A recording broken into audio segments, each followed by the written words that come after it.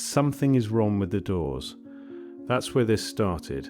Not with giants, not with lost civilizations, not with suppressed history, with doors. Specifically, with the growing realization that an enormous number of doors built during the 1700s and 1800s were constructed for someone considerably larger than any human being I had ever encountered. I told myself it was decorative ambition, ceremonial excess, the kind of architectural vanity wealthy institutions indulged when budgets had no ceiling.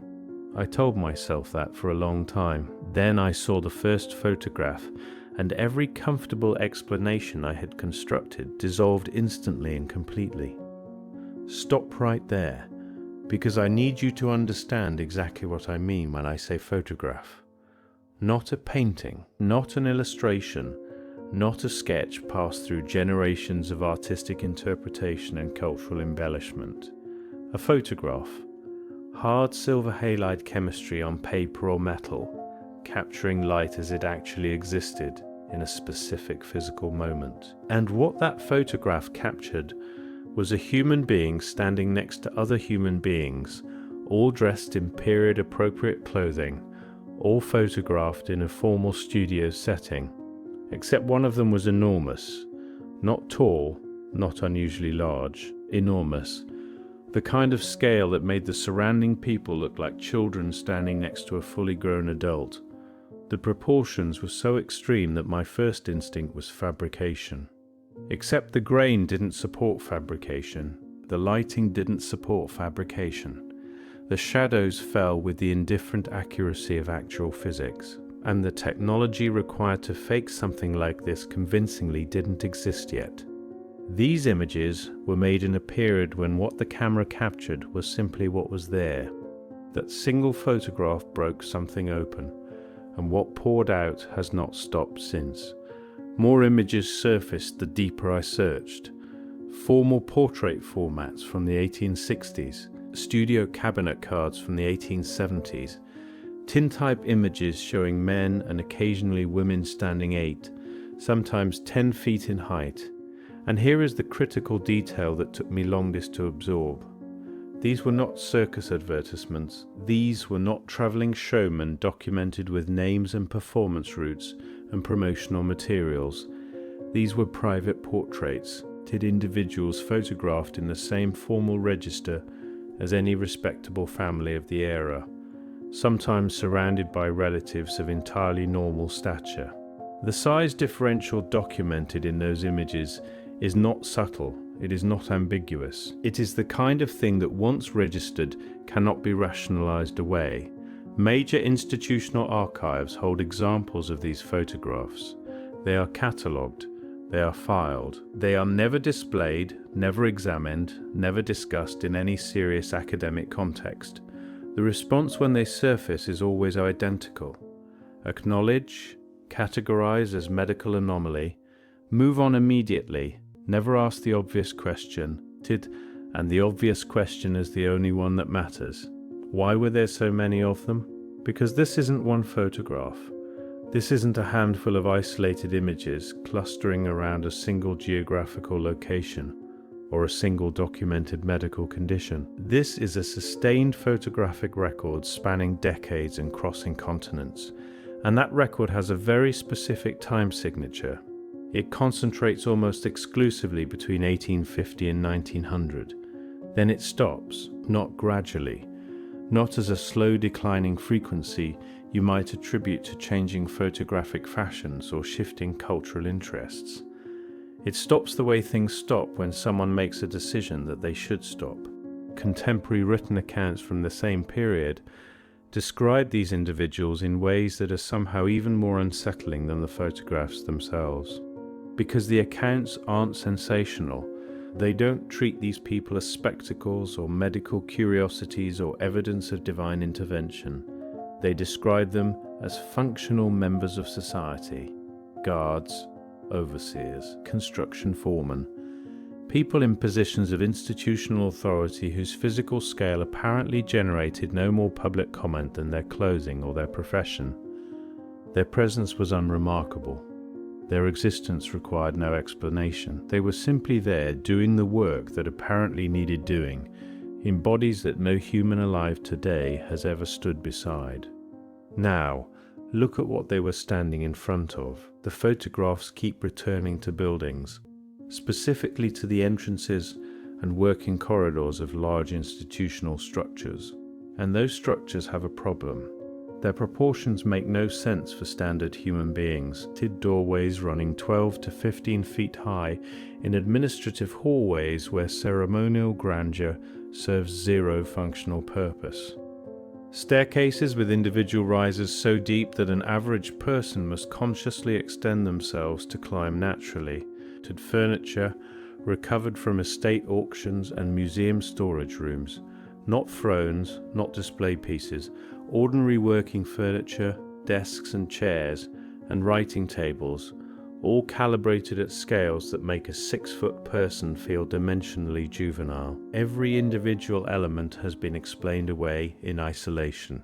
Custom commissions for unusually tall clients, Victorian decorative philosophy, architectural fashion statements from periods of institutional excess. But the explanations collapse the moment you stop examining these elements individually and start examining them as a pattern, because the pattern is everywhere. Courthouses across the American continent, administrative complexes distributed throughout Europe, government infrastructures spanning Russia, India, South America, all built within the same compressed historical window, all featuring the same oversized proportions, all explained with the same aesthetic justifications that fall apart under basic scrutiny. You don't build 12-foot service corridors for aesthetics.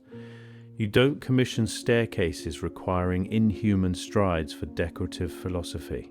You build infrastructure to the dimensions of the people who will use it. And when thousands of buildings across dozens of countries all share proportions that don't accommodate standard human beings, the explanation isn't fashion. The explanation is occupancy. St. Petersburg administrative buildings from the 1700s, 12-foot clearances in back service halls where no visitor ever walked. Municipal structures in Buenos Aires with staircases that demand strides no normal body produces naturally. Colonial government buildings in Delhi containing furniture at scales that were never explained by the height of their supposed British administrators. These were not ceremonial spaces. These were working buildings, operational infrastructure, the physical environment of daily institutional governance. And they were built this way at significant additional cost and with obvious functional impracticality for standard humans, because the people using them were not standard humans. Which brings us to the part of this story that most people have never heard. Because there was a civilization on the maps, a vast one, occupying an enormous territory across northern Asia, documented in atlases and encyclopedias and official cartographic records, with the routine certainty of any major recognized political entity. It appeared on maps through the 1700s and into the early 1800s. Then it was gone. Not conquered in campaigns you can find documented, not renamed through administrative transitions you can trace. Gone the way information goes when the decision is made that it should no longer exist. The maps were redrawn, the encyclopedias were updated. The histories moved forward as though this entity had never occupied the space it had been occupying on official documents for over a century. But here is what didn't disappear. The architecture. Massive stone structures across Central Asia, Russia, Mongolia. Buildings of engineering precision that the officially credited construction periods cannot adequately explain. Doorways scaled for giants. Halls of extraordinary volume with no surviving construction records, no verified architectural documentation, no credible account of how the engineering was achieved with the technology supposedly available. These buildings exist. They are real, they are standing right now, and no mainstream historical account adequately explains who built them or how or why they are dimensioned the way they are. Unless you consider the possibility that the people who built them weren't building for themselves, they were building for someone else, a class of individuals whose physical dimensions required that scale.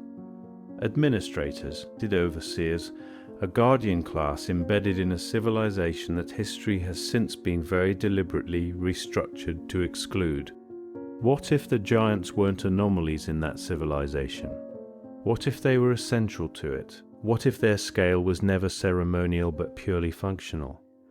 And the architecture is simply the physical record of a society organized around their presence in ways we have been systematically taught to not recognize. It explains why the photographs are always institutional, always formal, always placing these individuals in contexts of authority and oversight rather than domestic or commercial settings. It explains why the oversized proportions concentrate in government buildings and administrative centers and structures of institutional control rather than in the residential and commercial architecture of the same periods. It explains why the documentation of their existence and the documentation of that civilization share an almost perfectly synchronized disappearance from the accessible historical record.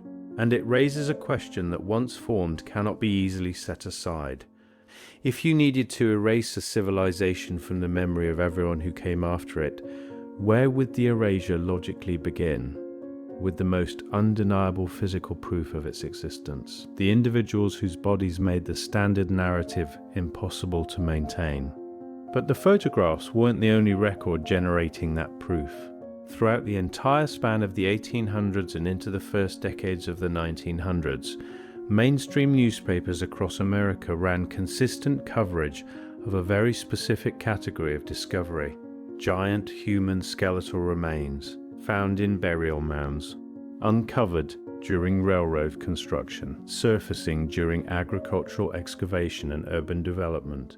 Major established newspapers treated these findings as straightforwardly newsworthy, without the sensationalism or skepticism you might expect. The reporting describes skeletal measurements ranging from 7 to 12 feet, organized burial contexts suggesting deliberate interment by a culture with established mortuary practices, accompanying artifacts indicating metallurgical sophistication and construction knowledge that didn't fit the officially sanctioned timeline of technological development in those regions. Then around 1920 the coverage stopped. Not slowed, stopped. Discoveries that had been generating consistent mainstream newspaper coverage across decades simply ceased to appear in print. The specimens already recovered, many of them formally transferred to major institutional collections for further scientific study, cannot now be located. The institutions that received them report no record of their existence. Hundreds of catalogued specimens, gone without documentation adequate to explain a single disappearance, let alone the scale of what is missing. Place this alongside the photographs. Place it alongside the architectural proportions. Place it alongside the cartographic erasure occurring in exactly the same historical window. The convergence is not subtle. The photographic record concentrates in the late 1800s and then stops. The skeletal discoveries peak in the late 1800s and then stop. The civilization disappears from maps in the mid-1800s. The encyclopedias are quietly updated, that the institutional collections develop convenient gaps. Everything terminating in the same compressed period, with a synchronization that coincidence does not explain. Why would evidence of human physical diversity require systematic institutional burial? Why would skeletal remains and photographic documentation and cartographic records all need to disappear within the same historical window, unless their collective existence pointed towards something that the emerging official narrative of human history structurally could not accommodate? Here is the possibility the evidence keeps forcing me back toward. The giants weren't rulers, they weren't worshipped, they weren't ceremonial figures elevated above ordinary society for symbolic reasons. They were workers. Specifically, they were the class of individuals whose physical capabilities made them suited for the oversight and execution of construction and infrastructure at scales that modern engineering barely replicates with machinery. Their size was functional, their authority was practical.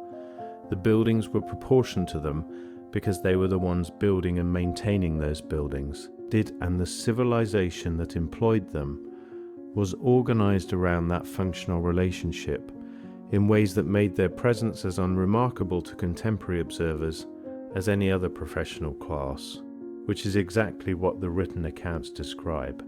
Not awe, not spectacle. Unremarkable presence in positions of practical authority. Consider what this resolves.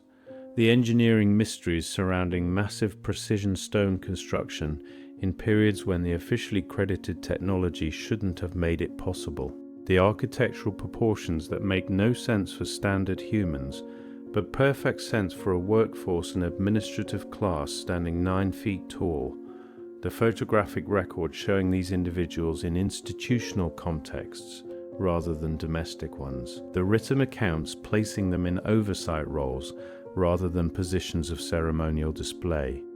And then consider what was required to make all of this invisible, not active dramatic suppression generating its own historical footprint.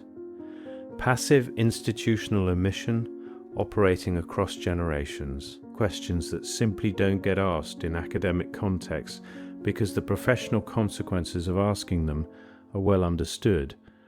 Evidence that sits in archives under classifications designed to prevent discovery rather than enable it.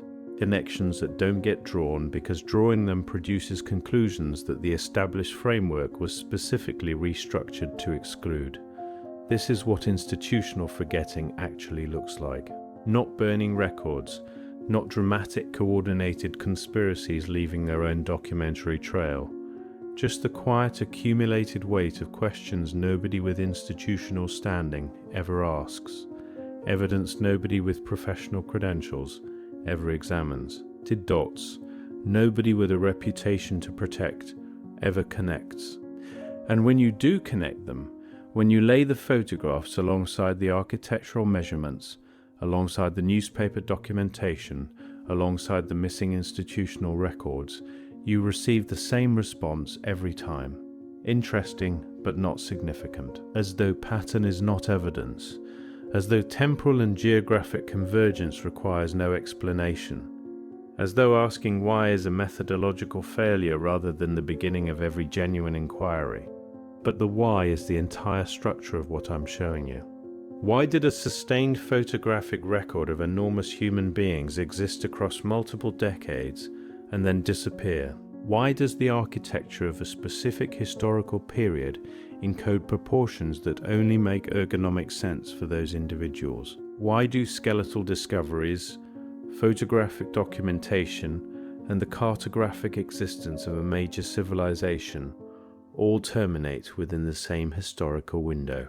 And why does every institutional context that should be asking these questions instead treat them as already closed? I keep returning to the faces in the photographs, because that's what breaks through every analytical framework I try to apply to this. These weren't mythological figures, these weren't symbolic representations of divine power. These were people. You can see it in the photographs, the way they held themselves for the camera, the ordinary period clothing, the family members of normal height standing beside them, without apparent amazement, without the body language of people documenting something miraculous, with the relaxed familiarity of people photographing something entirely normal. Their presence required no explanation to the people who knew them. Their existence was not remarkable to the society that employed them. We made them remarkable by erasing them. We made them impossible by deciding the evidence for their existence was inconvenient. We converted documented physical reality into the category of forbidden speculation. And in doing that, we didn't only lose knowledge of who they were, we lost understanding of what we actually are, what structures we are genuinely living inside, what was built around us by people we had been specifically taught not to remember, what knowledge disappeared with them that we are still navigating the consequences of without comprehension. The doors are still the wrong size, the staircases still don't fit, the buildings are still standing with their original proportions intact, encoding in their physical dimensions a reality that the official historical account requires you to not notice. We walk through these spaces every day. We accept the explanations we've been given, without pressure testing whether those explanations survive contact with an actual measuring tape. Because genuinely examining them means accepting something that restructures everything. That history isn't a clean progressive line moving from primitive to sophisticated. That we are living inside the remnants of something we didn't build and don't fully understand. That the world we think we inherited was already a world shaped by presences we've been taught to classify as impossible. The buildings hold the memory the institutions chose to abandon. Did the photographs preserve what the encyclopedias deleted? The evidence is still there, intact and patient and waiting, for anyone willing to ask the questions that everyone with something to lose has quietly agreed will never be asked. Who were the giants? Why did they vanish? And what else was deliberately unmade alongside them that we are still, right now, pretending was never here at all?